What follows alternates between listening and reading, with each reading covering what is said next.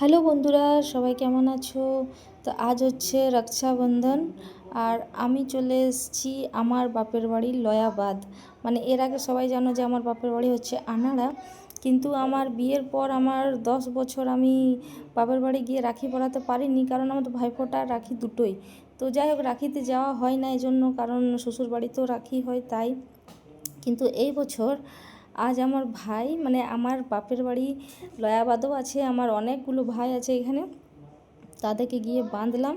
আর অনেক দিন পর বাঁধলাম, সত্যি অনেক খারাপ লাগছিল। মানে এতদিন পর আমি মানে না কাঁদছিলাম, এত খুশি লাগছিল যে সব ভাইগুলো আমার এসে এসে বাঁধছে। আর সবাই দেখছো, ও কাকিমা আমার, তো আমার বেস্ট ফ্রেন্ডের বাড়ি এটা, তার ভাইও।